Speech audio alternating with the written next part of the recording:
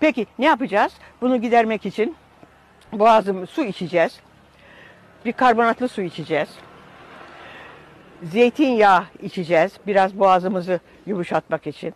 Biliyorsunuz şarkıcılar, sopranolar, tenörler çiğ yumurta içerler. Boğazları rahatlasın diye.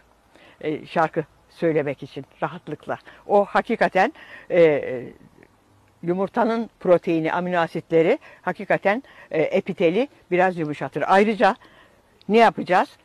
Kemik. Peki ne yapacağız?